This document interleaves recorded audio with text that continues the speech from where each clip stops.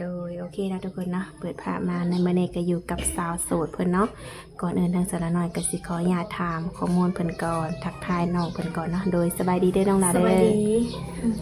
สบายดีทั้งสาวโสดเนาะแนะนำตัวในอยดูน้องละ โดยข่อยซื้อบอนไซเด้อสดิเมื่อเอิ้นกันสั่นก็ได้บอนก็ได้ ซื้อพรไซเนาะ โดย โอ้ยซื้อมวนเอิ้นดินๆว่าน้องพรเนาะเอิ้นสันๆว่าซั่นๆเนาะ โดย โดยอายุจักปีน้องละ 23 ปี 23ปี โดย คือทางน้องนี่นะเคยมีครอบครัวบ่ โดยเคยมีครอบครัวมาแล้ว เคยมีครอบครัวมาแล้วบ่ แม่น โอ้มีลูกนํกันบ่ มีลูกนำกัน2 คน มีลูกนํกัน2 คน โดย ปัจจุบันนี่ลูกอยู่นำไผน้องละ อันลูกอยู่นั้นแม่ ลูกอยู่นำแม่เนาะโดยอย่าห่างกันได้จะปีแล้ว ปีหนึ่งเลย ปีหนึ่งเลยเนาะ โดย ใช้ชีวิตคู่น้ำกันจักปีเสียน้องละ ใช้ชีวิตคู่กัน9 ปีตั้งแต่ ป้า ลูกคบ 9 ปี โดย หล่นเนาะ แม่น 9 ปีก็ยังเลิกลากัน โดย สาเหตุเป็นอะไรน้องละคือว่าเลิกลากัน โอ้ยเพิ่นกันเนาะแบบว่าหน้าเพิ่นสิแบบว่าอยู่นำครอบครัวเฮาบ่ได้บ่มีเนาะหาแต่เงินซื้อข้าวอะนะเพิ่นก็แบบเคยเว้าเทื่อหนึงแล้วว่าอยู่นำครอบครัวเจ้าก็หาแต่เงินซื้อเขา โอ้ ไปบ่ไหวเราอะ บ่ โดยเพิ่นไปไทยแล้วก็เงียบเลย โอ้ไปไทยแล้วก็เงียบเล โด ย ย ดูคือครอบครัวน้องเนี่ยต้องหาเงินซื้อเขาแม่น โด บ่ ย โอ้ปัจจุบันนี่ก็ยังหาเงินซื้อเขาบ่ แม่น แบบไฮหน้าบ่ได้เฮ็ดบ่ บ่มีให้บ่มีนา โอ้ หาเงินซื้อข้าวโดยเฉพาะเลย โดยครอบครัวน้องนี่มีกันจักคนซะน้องล่ะ ครอบครัวข่อยมีกัน7 คนรวมทั้งพ่อแม่ก็เป็น9 คนรวมหลานพร้อม3 คน โดยก็ถือว่าครอบครัวใหญ่เนาะ โดย เดือนหนึงนี่เบิดประมาณจักสอบ เดือนหนึงก็ประมาณ2 สอบแล้ว 2 สอบเนาะ โดย โอ้ตอนนี้นะเข้าสอบหนึ่งเท่าไหร่น้องล่ะ 700,000ผู้ใดยามนาเนี่ย ป้า700,000พุ โดย โอ้1,000 กว่าบาทเนาะ แม่น เงิน1,000ยังบ่พอทุกคนเลยโดยคือว่าแล้วครอบครัวใหญ่เนาะเดือนหนึงประมาณ2 สอบเนาะ แม่น แต่ว่ามื้อนี้เนาะก็ถือว่าทางน้องนี่พร้อมสละโสดบ่แบบออกมาเปิดใจแบบนี้หั้นนะ แม่น เดี๋ยวคือทางน้องนี่นะอยากล้มผู้บ่าวทางใดน้องละ ลมผู้บ่าวอันที่บ่แม่นแบบคนแบบประเทศบ้านตัวเองแบบเฮาลมมาแล้วสินะ คือแบบว่าง่ายๆก็คือคนในบ้านตัวเองเนาะ โดย คือบ่อยากล้มเนาะ แม่น อยากล้มนอกบ้านนอกเมืองเนาะ แม่น ต่างเมืองต่างเขงแบบนี้เนาะ โดย บ่ว่าจะเป็นทางฝั่งไทยหรือทางต่างประเทศเนาะก็คือไล่เนาะ แม่น โดยคันสมมติว่าแบบคือทางนมเพิ่นนี่สนมุกสนใจเนาะน้องล่ะ โดย ทางน้องนี่สีแบบสีลมน้ำเพิ่นบ่ ลมได้ ลมได้เนาะ โดย แบบนี้เรื่องอายุอีหยังของเพิ่นเด้ ประมาณ50ลงมาหรือว่า50ขึ้นไปได้อยู่ประมาณ60นะ ว่าง่ายๆก็คือ60ลงมาซะเนาะ แม่น คิดว่า60ลงมานี่เอาเฮ็ดลูกเฮ็ดผัวไล่เนาะ โดย โอ้โดยและสมมติว่าทางนมเพิ่นเนาะน้องหลานเนาะอยากให้ทางน้องนี่โอ้ลมน้ำเพิ่นผู้เดียวแบบนี้นะเฮ็ดไรบ่ ได้ถ้าสมมุติว่าเพิ่นก็รับเฮาได้คือกันเฮามีลูก2 คน โดย แต่ก็ต้องหาเงินเลี้ยงครอบครัวอีกนะญาติเพิ่นตีเพิ่นหยังนะ ถ้าเพิ่นบ่ติเฮาก็ลมได้ เนาะ โดย โดยคือถ้าเพิ่นบ่ติว่าเฮาทุกข์ยากก็ถือว่าลมได้เนาะ แม่น คือคนที่ว่าสิเข้ามาเนี่ยต้องรับได้เนาะ โดย ปัจจุบันนี้คือทางน้องก็หาเงินซื้อข้าวเนาะ แม่น เลี้ยงลูกอีก2 คน โดย พ่อแม่นํเนาะ แม่น โอ้โดยแล้วน้องคิดว่าเนาะน้องล่ะแบบประมาณจักปีจังสิแบบสละโสดแบบมีสามีอีกเทื่อหนึ่งค่ะนะโดนบ่ ตอนนี้บ่หรือว่า คือสุดตอนนี้น้อง23เนาะ โดย และคิดว่าอีกอายุประมาณเท่าไรจังสิสร้างครอบครัวอีกเทื่อหนึงนี่ แบบว่าเฮาก็เนาะหาก็ปะบางปีกายนี่เนาะแบบว่า โดย เลิกรากับปีกายนี่ก็อยากแบบโอลมกันไปก่อนนะเฮาก็อยากเบิ่งกันไปก่อนนะเบิ่งให้เพิ่นเบิ่งเฮาแล้วก็เฮาก็อยากเบิ่งเพิ่นไปนำนะ โด ว่าย สิเป็นแนวใด โดย โดย ต่างคนต่างเบิ่งกันเนาะ แม่น สิหักกันได้บ่เนาะ ก่อนโดยขนาด9 ปีก็ยังมาว่าจะมื้อนี้ก็ยังได้แบบ อยู่ไทยอยู่มันนั่นนะ เนาะ โดย ถือว่า9 ปีสิเข้าปีที่10เนาะน้องหล่ะ โดย ว่าใช้ชีวิตคู่นำกันก็ล้นเติบเนาะ โดย แต่ก็ยังได้เลิกลากันเนาะ โดย สาเหตุย้อนว่าเพิ่นนี่เมื่อยหาเงินซื้อข้าว แม่น โอ้ เจ้าหายไม่น่าเพิ่นว่า โด ปล่อย ยโด บ่ไหวย โดย หาเงินซื้อเขา ก่อนสิเอากันเพิ่นก็บ่ฮู้บ่น้องหล่ะ ก็บ่แม่นว่าบ่ฮู้แบบว่าสิแม่นเพิ่นมักบ่แต่เพิ่นยามมักบ่ก็บ่ฮู้อันนี้ก็ เนาะอันแรกๆอาจจะมักเนาะ แม่น คือว่าละคนเฮาพออยู่ห่างไกลกันเนาะ โดย ความผูกพันมันก็เหินห่างไปนำอาจจะมีส่วนน้องล่ะเนาะ โดย โดยก็เลยว่ามื้อนี้ออกมาเปิดใจผ่านโซเชียลเนาะ โดย อยากลมผู้บ่าวต่างเมืองต่างแขง โดย เรื่องอายุ60ลงมาเนาะ โดย บัดนี้นิสัยใจคอของเพิ่นเลยน้องล่ะมักแบบใด ที่ใส่ใจคอของเพิ่นเนาะขอ โดย แต่ว่าเพิ่นหับสิ่งที่เฮาเป็นได้คือเฮาบ่มีให้มีน้าเนาะ โดย เฮามีลูกแล้วว่าสินะ โดย เพิ่นต้องหับเฮาได้ว่าเฮามีลูกแล้ว โดย เฮาต้องหาเงินเลี้ยงครอบครัวเฮาว่าสินะ อืม ให้เพิ่นเข้าใจในตัวนี้ก็ถือว่าหับเพิ่นได้เนาะ โดย ถ้าเพิ่นเข้าใจนี่ก็ถือว่าบ่มีปัญหาหยังเนาะ โดยแม่น โอ้โดยมาที่นี่แบบน้องนี่แบบมักอยู่ว่าผู้ชายกินเบียร์กินเหล้าดื่มสุราแบบสูบยาแบบนี้ฮะน้องล่ะ อันนี้ก็บ่จักแนวสิติเพิ่นเนาะเพราะว่าบางครั้งเนาะคนคันว่าเฮาสิติแบบยามออกงานออกราชการไปสิมันก็ต้องมีแบบกินนะไปสิ โดย แบบว่ากินอยู่คู่มือคู่เว้นมันก็บ่ได้แล้วเนาะ โดยกินบางครั้งบางเวลาเนาะ แม่น โดยอากาศร้อนเนาะมื้อนี้ โดยมื้อนี้ก็ถือว่ามาพบมาพ้อตอนนี้ก็อยู่เฮือนทางเสมยเพิ่นเนาะก็คือมาลำหน้าซอยเพิ่นบ่ แม่น อืมมาอะไรจักมื้อแล้วน้องล่ะ 3 มื้อนี้เพราะว่าเดือนหนึงเดือนแบบว่ายามลงนาเพิ่นสิให้ลาอยู่3 มื้อ โอ้ต่อเดือนบ่ โดย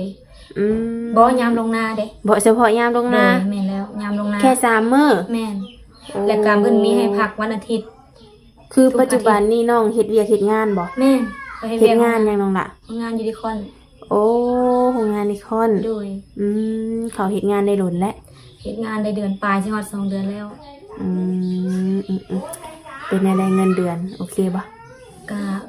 สำหรับว่าโอเคบ่เฮาโอเคบ่เพิ่นแบบว่าให้ให้เฮาแบบพักงานวันอาทิตย์ไว้สินะ โดย เฮามีแบบว่าสมมุติว่าเฮาบ่ได้เฮ็ดงานเนาะเฮาก็ไปหาเครื่องขายได้ขายหน่อไม้ โดย หยังได้นะหาเฮ็ดหาฮอนขายได้ ม แล้วก็มารับจ้างได้ไว้สินะเฮาก็มีเงินไปกินต่อแต่ว่าถ้าบ่โอเคบ่ก็อยู่บ้านเฮาเนาะ โด เดือย นล้านแปดก็ได้อยู่ เดือน1 ล้าน 8 โดย โอ้ประมาณ 3,000 เนาะ โดย ประมาณนี้เดือน1 ล้าน 8ทั้งซื้อข้าวสอบ1 700,000 แม่น ป้าพ่อใช้จ่ายอยู่บ่น้องหลาแต่ละเดือนนี่ จุบตะคาเข้า จุบตะคาเข้า ได้แต่ค่าข้าวเนาะ โดย คือน้องมีเงินน้องก็ต้องเอาข้าวก่อนเนาะ โดย เพราะว่าข้าวน้ำนี่เฮาต้องได้กินทุกมื้อได้น้องหลาเนาะ โดย โดยคือสีห่อนแฮง ขึ้นมาทางหน้าคือเขาแบบเอาเนาะ แม เอาได้ น ไหม วันนี้อากาศอันฮ้อนอ้าวในเนาะโดยก็คิดว่าสิเฮ็ดไปดีเรื่อยบ่งานนี่ ก็ว่าสิเฮ็ดไปเรื่อยๆเพราะว่าคันเฮาออกมาก็บ่มีหยังเฮ็ดเนาะเฮาก็แบบอยากช่วยแบ่งเบาภาระพ่อแม่แน่นะ โดย หาเงินช่วยเพิ่น โดย ได้ทางใดก็ดีคือการแบบคือแบบพักงานสิเฮาก็มาได้ไปสิค่ะ โดยเอาคันสมมุติว่ามีทางหนุ่มๆเพิ่นเนาะน้องหลานเนาะ โดย สนมกสนใจหับในสิ่งที่น้องเอ่ยมานี่เนาะ โดย แต่ว่าให้ทางน้องนี่โอลมกับเพิ่นผู้เดียวสิได้อยู่บ่ ได้ถ้าว่าเพิ่นเนาะรับแรงรับดูเฮาได้หันนะเพิ่นรับในสิ่งที่เฮาเสนอไปได้หันนะแบบคือข่อยเว้าเมื่อกี้นี้เนาะ โดยคือในการดูแลเนาะ โดย ซื้อข้าวซื้อน้ำเนาะ แม่น และคิดว่าเพิ่นต้องดูแลน้องนี่เดือนประมาณเท่าไหร่จังสิพอสำหรับค่าใช้จ่าย เว้าได้เนาะ เว้าได้ โดยอันสำหรับอยู่ในแบบว่า คันสมมุติเนาะเฮาบ่ได้เฮ็ดหยังเพิ่มเติมนะ โดย ก็เปรียบเทียบยมตกเป็นหมื่นพุ่นได้เนาะเดือนหนึง อืม เพราะว่าใช้จ่ายเนาะ โดย ซื้อข้าวซื้อ โดย น้ำเนาะบ่แม่นว่าแต่ว่าแต่ข้าวน้ำที่เกิดเบิ่งว่าในเฮือนเนาะ แม่น เราก็ต้องได้ซื้อได้หยัง แนวอยู่แนวกินอีกเนาะ โดย ก็คือประมาณ10,000เนาะ โดย เออ หมื่นหรือว่า7-8,000ไปสิ เดี๋ยวแต่ โดย สมมุติว่าเดือนนี้เพิ่นให้ 8,000ก็โอเคบ่ โดยแม่น เดือนหน้าให้10,000หรือ10,000ปลายเนาะ โดย โอ้ก็ถือว่าโอ้ร่มกับเพิ่นผู้เดียวได้เนาะ ได้ โอ้ เพราะว่าเฮาเฮ็ดงานเดือนหนึง 3,000เฮาก็แบบว่าซื้อได้แต่ข้าวเนาะ โด กับ ยโด เอา ย ไป โด ไว้ ย กินแต่เฮ็ดงานแต่ละมื้อมื้อละ อืม 10-20,000สิ โด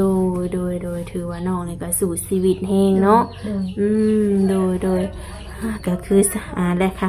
คันว่าน้องๆละร่มกันไปประมาณจัก4-5 เดือนแบบนี้เด้เพิ่นอยากมาห้องมาขอเอาเฮ็ดลูกเฮ็ดเมียแบบนี้นะเอาบ่ ก็อยู่ทางเพิ่นพุ่นแหละอันนี้ยังว่าบ่ได้เนาะ ก็อยู่ที่ความมั่นใจของเพิ่นพุ่นแหละ โดย มันแบบว่าให้มันเป็นรักเป็นทานจากเพิ่นเลยเด้ โดย เนาะ อืม อยู่ที่เพิ่นเลยแบบว่าค่อยหับเจะได้ทุกอย่างค่อยเลี้ยงเจะได้ โด ค่ ย อยดูแลได้ค่อยบ่ตีบ่หยังจังซี่นะ โดย บ่ตีเลยแบบบ่ตีพ่อแม่บ่ตีครอบครัวทุกอย่างจังซี่นะ โดย แบบหับได้เบิดจังซี่นะก็โอเคได้ โอเคเนาะ โดย โอ้โดย แต่ว่าต้องร่วมกันก่อนนะเนาะ เนาะลมจากแรกเลยก็ต้องลมกันก่อนเนาะ โดย ทำความรู้จักกันก่อน แม่น โดย คือทางน้องนี่ก็เป็นผู้จบผู้งามอยู่น้องหลาเอ้ยแลแบบคนที่เข้ามาหานี่ต้องได้จำกัดหน้าตาเพิ่นบ่ หน้าตาค่อยว่ามันก็ยังบ่ซ้ำนิสัยดีเนาะ อืม หน้าตาดีก็ยังบ่ซ้ำนิสัยดีเด้ แม่นความน้องเลยเนาะนิสัยดีนี่ก็ถือว่าสุดๆเลยแหละเนาะ แม่น คนเฮาคันว่าหน้าตาล่อบัดนิสัยบ่ดีก็บ่เอาได้เนาะ โดยก็ถือว่าบ่มีหยังหลายสำหรับหนุ่มๆเพิ่นเนาะ โดย คือทางน้องนี่ก็บ่มีข้อจำกัดอีหยังเกี่ยวกับเพิ่นเนาะขอแค่ว่ารับน้องไล่ โดย โดยก็คือแบบน้องมานี่ก็มื้อที่3แล้วเนาะมื้อต้องไปเฮ็ดเวียกบ่ แม่นมันทิศแล้วก็หยุด อืม วันเสาร์ต้องได้เฮ็ดเวียก วันอาทิตย์นี้มาอีกอยู่บ่น้องล่ะ ก็ตามเจ้าของนาเพิ่น ถ้าเพิ่นให้มาก็มา โดย ถ้าเพิ่นบ่ให้มาก็ถือว่าไปหาเฮ็ดอย่างอื่นเนาะ แม่น โดยคันว่าทุก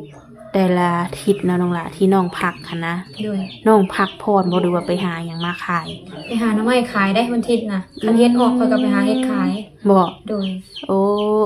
โดยก็ถือว่าขนาดมื้อพักพรก็ยังบ่ได้พักเนาะน้องล่ะเนาะ แม่น โอ้ต้องหาเงินมาเสริมอีกเนาะ แม่นเพราะว่าเฮาไปกินโรงงานแต่ละมื้อเด้มื้อละ10-20,000 อืม คันเฮาได้เงินมาเฮาก็ได้เอาไปกินบ่ได้ขอพ่อแม่ โดย คันสมมุติว่าข่อยบ่ได้ไปไสข่อยหาหยังบ่ทันคือฝนตกไปบ่ได้ โด ก็ ย คือขอพ่อแม่และวันจันทร์มากะ โด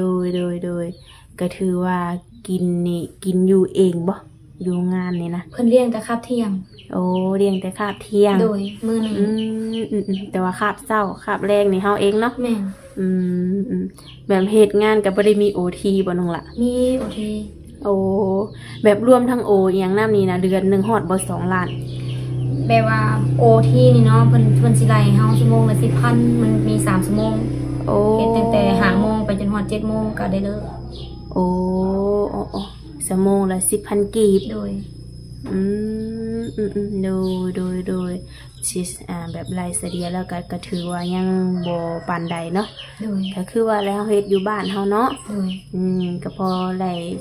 ใช้ได้จ่ายอยู่แต่ก็บ่ถึงขั้นว่าได้เก็บเนาะน้องหลานเนาะ แม่น โดยคือทั้งน้องเคยลงไปเฮ็ดเวียกอยู่ไทยอยู่บ่ เคยไปเทื่อหนึง บ่คิดอยากไปอีกบ่ เฮายังอยู่น้ำลูกอยู่หั่นนะขออยู่น้ำลูกซะก่อนเพิ่นใหญ่ซะก่อนจักหน้อยหนึงหาก็ได้2 ปีปลายหนึง 2 ปีปลายบ่ลูก โด นะ ย โอ้โดยคันสมมุติน้องหลานน้องแบบมีสามีอีกครั้งหนึงนี่นะออกเฮือนออกซ่านได้บ่ กะความพันแล่ๆนั่นนะ บ่ โดยอยากออกงานอยากมีเงินเป็นของตัวเอง แสดงว่าไปอยู่นำสามีได้บ่ ได้ คือได้เนาะ คันว่าแบบว่าไปอยู่นำสามีหมายความว่าไปอยู่แบบ แม่น ทางไท ไป ย อ นำ ยู่ เพิ่น บ้านเพิ่นแบบนี้นะ โอ้ยมันก็ คือว่าเนาะพอแม่ก็เจ็บไข้โชว์อยู่หั่นนะก็เลยแบบคันว่าเป็นไปได้อยากอยู่พี่แล้วลูกเต้าก็อยู่พี่เบิดจังซี่ โดยสมมติว่าคนที่แบบหมักหักกันในน้องหล่ะเนาะเพิ่นก็แบบมีธุรกิจของเพิ่นมีบ้านมีหยังของเพิ่นแต่ว่าเพิ่นอยากไล่ไปอยู่น้ำเฮ็ดกับข้าวกับน้ำแบบนี้หั้นนะแต่ในการดูแลพ่อแม่เพิ่นก็สิแบบทรงยืนตลอดแบบนี้นะไปได้บ่ อันนั้นก็ต้องเบิ่งไปก่อนนะเนาะ อืม ขอเบิ่งเพิ่นไปก่อนนะ เบิ่งก่อนว่าเพิ่นนี่สิเฮ็ดไรคือเว้าบ่ โดยแม่นแล้ว บางคนนี่เพิ่นก็ได้แต่เว้าเนาะ โดย แต่ว่าเฮ็ดบ่ได้ก็มีเนาะ แม่ โดยก็ถือว่าแบบคือทางน้องนี่นะเรื่องนมเพิ่นนี่นะแทบสิบ่มีข้อจำกัดเนาะ แม่ ก็ถือว่าบ่มีหยังหลายทุกคน โดย เลยก็มีแต่ว่าคันว่าสนใจเนาะก็ทักเข้ามาคุยนำน้องเพิ่นได้เนาะ โดย มีช่องทางติดต่อให้ลองคุยกันเบิ่งเพื่อเข้าอกเข้าใจกันบางทีอาจจะ4-5 เดือนอาจจะมาห้องมาขอก็ได้เนาะ โดย เออ โดยก็โอเคเนาะทางเอื่อยก็ถือว่าก็สมมติว่าคำไรเอื่อยบ่ได้ถามเนาะดูว่าถามแบบมาคำที่บ่เหมาะสมทางเอื่อยก็ต้องขอโทษขออภัยนำในน้องล่ะเนาะส่วนที่ว่าหนุ่มๆเพิ่นข้างคาใจก็ให้มาถามน้องเอาเองเนาะ โดย มีเกตมีไลน์ทุกคนเด้ก็ทักทายเข้ามาได้เนาะสิให้น้องเพิ่นไปพักผ่อนก่อนแหละบัดนี้นะ หาก็กินข้าวแล้ว โดย โดยสบายดีเด้อน้องหลาเด้อ